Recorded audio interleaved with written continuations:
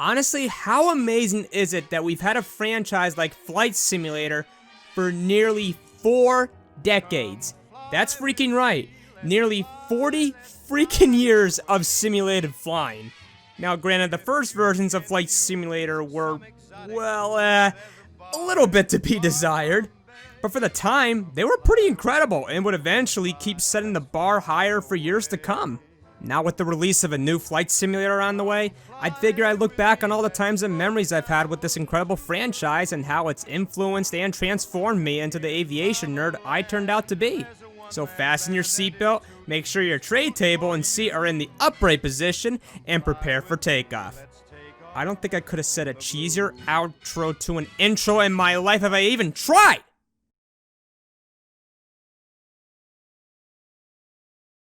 Before we move into Flight Simulator, let's take a little trip through my childhood first. As a kid, aviation just really wasn't something I was into. I know, kind of ironic now, but when I was really young, my obsession, and I mean obsession, was trains. I had a train table as a kid with Thomas the Tank Engine toys and train tracks. I freaking loved it. However, that was more of a young childhood obsession rather than a lifelong endeavor. But that would change. During my teenage years, I began to suddenly take an interest in airplanes and wondered if there was any realistic aviation games out on the market. It was then that I stumbled upon Microsoft Flight Simulator. And honestly, I can't remember which one I found first, but I was already interested in taking a shot at it. So for my birthday that year, which I believe was 2005, I was granted with Microsoft Flight Simulator 2004, A Century of Flight, along with my first joystick. Yeah, this was before I really took flight simulation seriously before getting a yoke. As for most people who got into Flight Simulator at an early age, you were usually greeted by these friendly faces.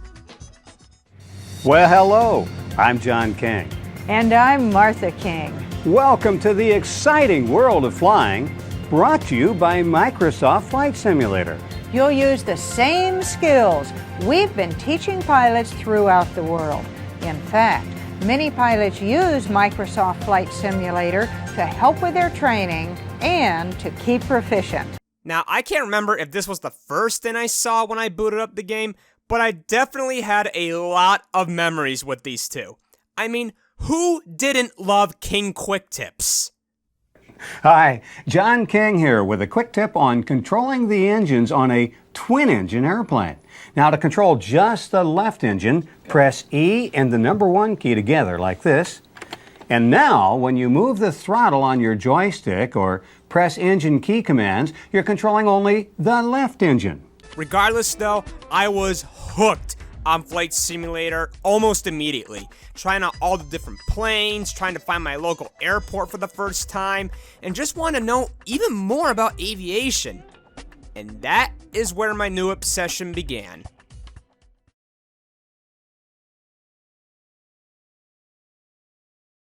Like I just mentioned, the more I was playing Flight Simulator, the more my obsession with aviation grew. I was constantly looking up videos of planes on YouTube, learning how to identify them correctly, and just wanting to explore the world more in Flight Simulator. The main thing I like doing in Flight Simulator, and I'm sure this was a good portion of you as well, is flying those badass jets.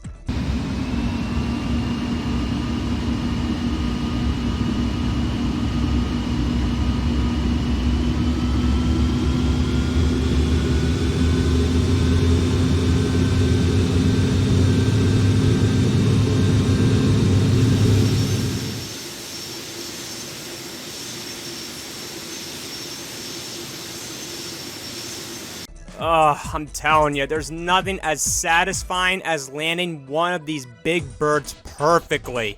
One of my favorite routes to fly with jets was from my local airport to Orlando International, because that was the flight I took almost every year to go to Disney World with my family. I remember the first time I did this flight, as well as with many other jet flights, I was doing them by VFR. Silly me. Don't you know all jet flights are supposed to be IFR? I'll let it pass. One other interesting flight I did was flying from JFK to Honolulu, and then Honolulu to Hong Kong the next day. The first flight was successful, but something pretty damn stupid happened on the second flight. And keep in mind, this is all being done in real time. No fast forwarding the simulation. As I was nearly on final approach to Hong Kong, apparently the power in our area thought it would be a good time to have a surge. Yeah, you heard me right. I lost all of my progress that took me 10 hours. And let's just say I wasn't the happiest camper in the world.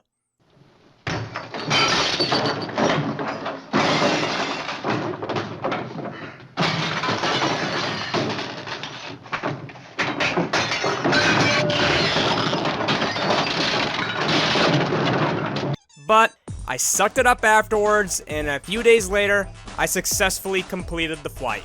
Now, as awesome as it was to fly jets, you were very limited to what you could actually do with them in the game. There weren't really many buttons to press besides the engine start switches, lights, radios, and autopilots. But that didn't break my immersion, and I still couldn't get enough of it. Now, after showing all that love to jets, don't get me wrong, I love general aviation just as much. Heck, one of the advantages you get with general aviation aircraft that you can't with jets is that there's a lot more options of where you can land. But I was just obsessed with jets. I mean, come on, how can you not be? They just look so badass.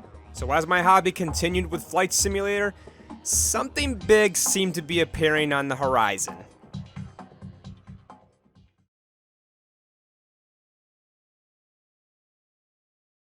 It's the year 2006, and I'm still heavily into Microsoft Flight Simulator 2004. Then out of nowhere, to my surprise, a new flight simulator was announced.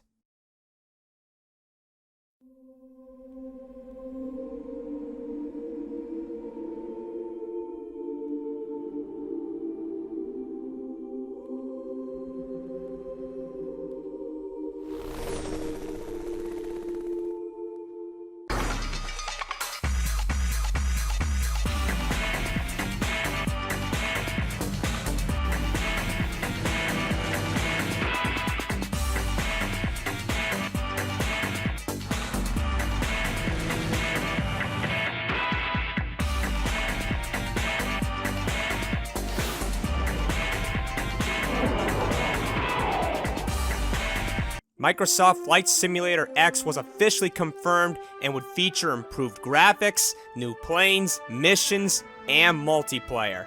And yeah, to absolutely no surprise, I was extremely hyped for this. I was usually visiting the website almost every day to find out any new information. I was absolutely mind blown by how much the graphics improved, from the terrain detail to the water to the way the freaking planes looked. One of my favorite things to do was to go on the site and just look at the comparison from Flight Simulator 2004 to Flight Simulator X with these little sliders that would let you see the changes. Probably my favorite comparison to look at was the fact that gate terminals would be featured at practically every international airport. Cause that's something that kind of frustrated me about Flight Simulator 2004. You need to go to one of the big airports like JFK to have terminal gates. During the summer, I just happened to find that there was a demo for FSX. And yeah, I downloaded that thing quicker than a Ryanair pilot landing. While the demo did work fine, it was a little buggy. For example, the virtual cockpit wasn't rendered properly and you couldn't even see out the window. But that little bit of frustration would be nothing compared to when I got the actual game a few months later. The release date for Microsoft Flight Simulator X has arrived, and it was all I could think about while I was at school. So once that final bell rang, I gathered all my things and stormed out of the building like Michael Scott in an emergency. Oh my God! Okay, it's happening. Everybody stay calm. What's the Everybody procedure, stay calm. everyone? What's the procedure? Stay calm! My mother hands me my copy of the Flight Simulator X Deluxe Edition, and we head on home. And oh boy, that was gonna be quite the evening. Naturally, once I got home, I rushed to my room, put it in my computer, and began installing it. And so far, so good. But it wasn't long until I ran into a pretty big roadblock. Before I could go any further, I needed to install something called Service Pack 2. I didn't know what it was, but I bit my tongue and installed it. Unfortunately, this thing took forever to install, and I mean like hours to install, and I was starting to lose my patience. So, after much waiting, Service Pack 2 was finally installed, and I was able to begin installing FSX. The installation went great, and I was ready to make my permanent switch to FSX. Oh, if only I knew what I was in for. Right off the bat, I immediately started noticing a ton of frame rate issues just from this cutscene that was playing. So, I went into the settings to see if I could improve things, and you guessed it, nothing worked. Needless to say, I was beyond pissed, and the person I was mad at, oh man, was Bill Gates. I'm cringing as I read this right now. Yeah, I had a Snoop Dogg moment, but also keep in mind, I was a stupid little teenager who really didn't know jack squat. You would think that after all of this, I would just give up on FSX. But I actually didn't. I stuck around with it for a bit, playing some of the missions and doing flights and jets like I did back in FS 2004. Granted, it was at about 20 to 15 frames per second, but I tried to make the best of it. Heck, I even tried doing a flight from JFK to Honolulu, but I ended up crashing on landing because my frame rate was almost near single digits. And one thing I should point out, this was the first time I did this flight to Honolulu. Yeah, I didn't do it first in FS 2004 like I mentioned previously. Eventually, as time went on, I unfortunately realized that this sim was just completely broken, and I didn't even have anywhere near the PC requirements to run it properly. So, I had to make the tough decision to leave it behind and revert back to FS 2004. While I was pretty frustrated and disappointed, going back to FS 2004 was really the only way to get a stable flight simming experience. I eventually got over it and was content on having FS 2004 being my default simulator, and I'm pretty sure that was the case for a lot of people too. I mean, what choice did we have? I just continued improving my aviation skills and doing my jet flights, as well as taking flying lessons with the one and only Rod Machado. This is something I highly recommend doing in Flight Simulator. You'll be surprised of how much you actually learn. But then, I discovered a whole new world with Flight Simulator. Mods. Ah yes, now this is where Flight Simulator really got interesting. And it's pretty much one of the main reasons, besides paid third-party content, why it remained relevant for so long. I can't even explain how many mods I downloaded for this. From jet planes to graphical improvements, I just couldn't get enough. The main site I actually used for Flight Simulator mods was Simviation, and it's still up to this day with more mods being added frequently. But one thing I didn't really think of is that downloading so many of these mods not only took up space on my computer over time, but could also affect the performance of the simulator itself a little bit. I mean, it wasn't unplayable or anything, it was just a little noticeable. Through these years with Flight Simulator, improving my skills, flying around the world, downloading mods, my love for aviation would later take me to new heights.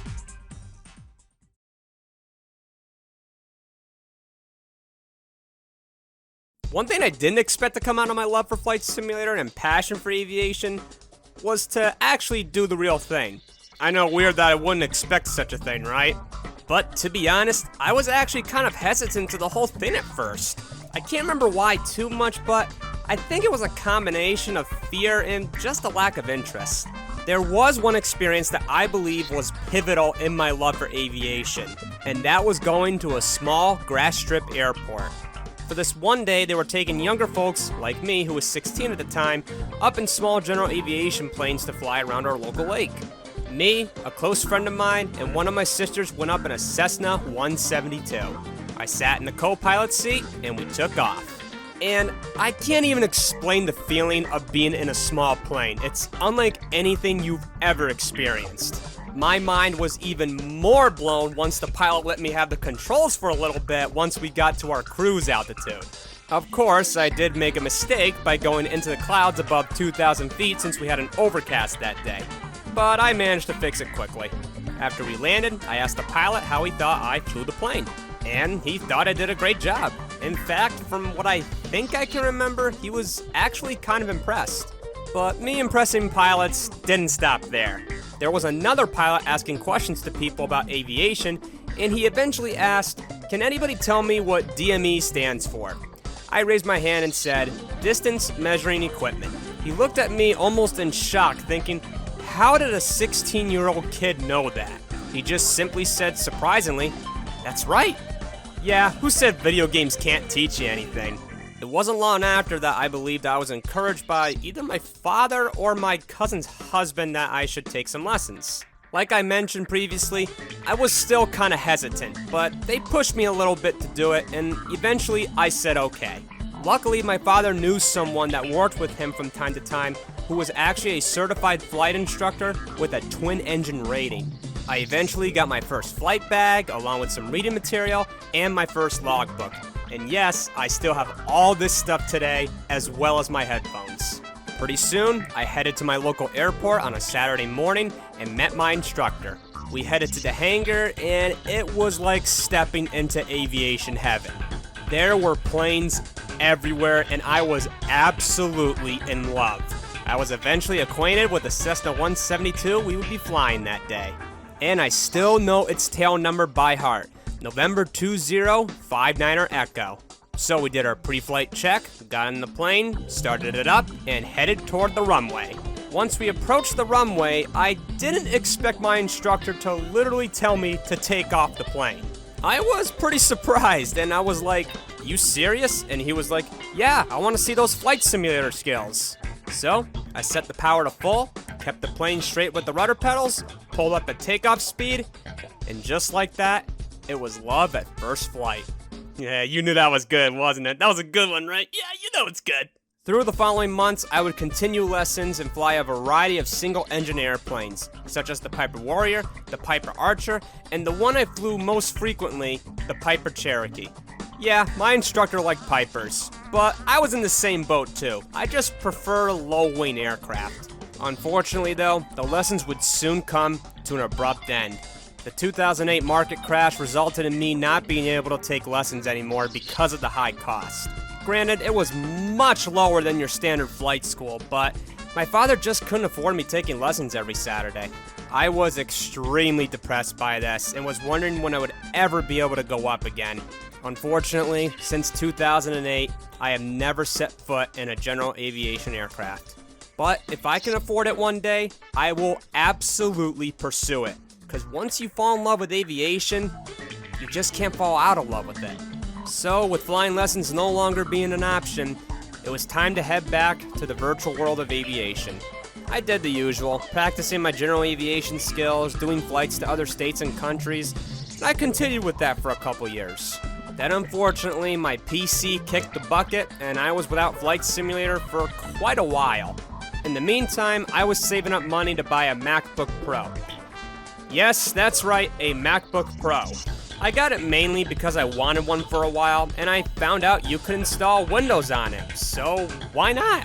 Stupid me, however, thought that the top-of-the-line MacBook Pro, which cost me about $2,600, with the AppleCare included, could run FSX well. Oh, how naive I was. Well, once I installed FSX, I was in for a bit of a rude surprise. It ran like crap, so, again, it was back to FS 2004. But I was still pretty fine with it. It did stink though playing on a 15-inch screen while using a yoke and rudder pedals. But I did eventually reach a point where I just knew I had to get an actual gaming PC.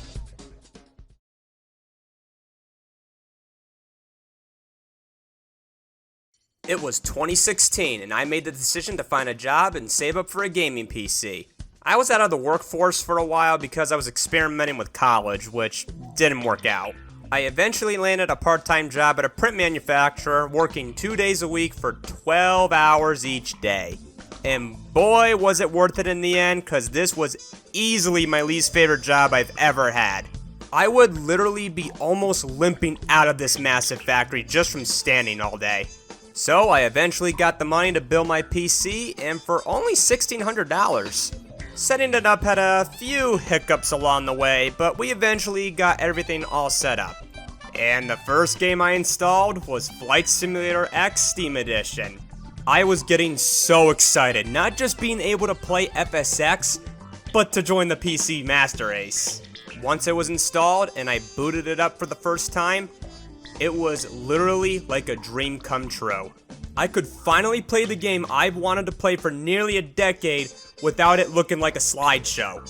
I just had the biggest grin on my face and knew my FSX journey was only beginning. Since that time, I have well over 200 hours of total flying time in FSX. But that's all with general aviation aircraft. I actually wanted to start from scratch and work my way up again. Since I got my gaming PC, I have not done one jet flight yet in FSX. I know, kinda weird since that's all I really did in FS 2004. But I have gone to a lot of places in general aviation aircraft, and I'm currently working with twin engines right now. Plus, I've been able to discover third-party add-ons for FSX. And in my opinion, when it comes to general aviation, nobody tops A2A simulations. I've bought 4 of their products: the Piper Cherokee, the Piper J3 Cub, the Cessna 172, and the Cessna 182. Aside from a few bugs here and there, these are literally top of the line. But I was starting to get a bit of an itch. A new flight simulator itch. I was starting to get a little tired of FSX. Its open world by today's standards just feels so dead and dull unless you spend a good amount of money on add-ons, and I didn't really feel like doing that. I thought about switching to other simulators like P3D or X-Plane 11. I ended up trying X-Plane and wasn't really that impressed. It didn't run that well, and something about the physics at the time just felt off. I was considering from time to time to try out P3D, but I just procrastinated on it. Part of me was just wishing Microsoft would just make a new flight simulator. But me and the majority of the community pretty much accepted the fact it was dead and Microsoft didn't give 2 craps about it. I mean, come on, all you had to do was just look at Microsoft Flight as evidence for that. But Microsoft would later prove us wrong.